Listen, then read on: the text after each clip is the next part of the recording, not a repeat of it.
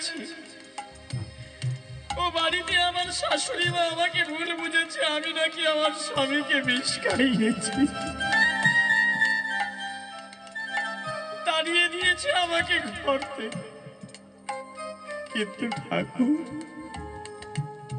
কেউ জানুক না জানুক, তুমি তো জানো আমি আমার স্বামীকে বিষ দিইনি ঠাকুর।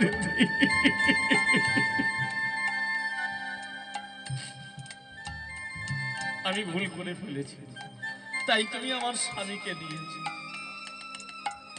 এবার তুমি আমাকে সেই বর বলে দাও। এখনো অনেকটা আমার গর্বের সন্তান, বলে দাও না, বলে দাও না আমার সেই ঠিকানাটা, আমি যেখানে তোমায় পাবো। পথে বলে দাও তুমি, পথে বলে দাও ও গো আমার দয়ার সাগর। পথ বলে দাও তুমি, পথ বলে দাও ও গো আমার দয়ালো সাগর। বুঝিল না কে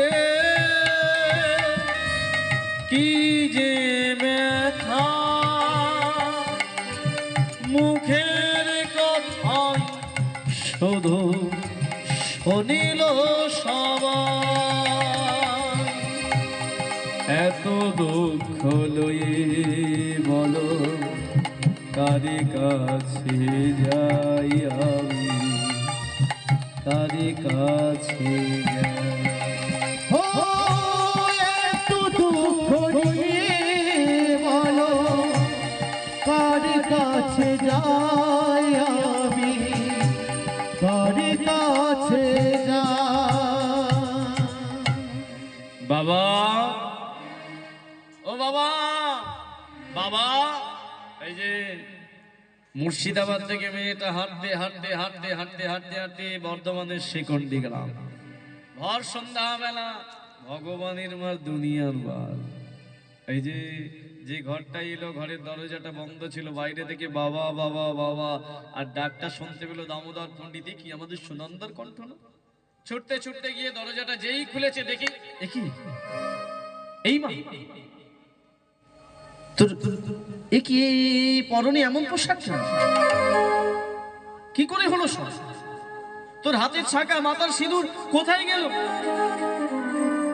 বাবাকে দেখেই জড়িয়ে ধরেছে। বাবা, ভুল করেছিলাম আমি, আর সেই ভুলে আমার ভগবান আমার স্মৃতির সিঁদুর হাতের শাখা কেড়ে নিয়েছে। দগিনের পরিবর্তে পরিয়ে দিয়েছে আমার শরীরে সাদা পোশাক। ওইটা তো ছেলে। হ্যাঁ, এই তোকে তো দেখে মনে হচ্ছে তুই গর্ভবতী। আমার তোর দ্বিতীয় সন্তান প্রসব হওয়ার সময় হয়ে এসেছে তো। হ্যাঁ বাবা, কিন্তু বাবা, ও বাবা বল, মা কোথায় গো? আমি একটু মাকে দেখতে চাই। তোর মা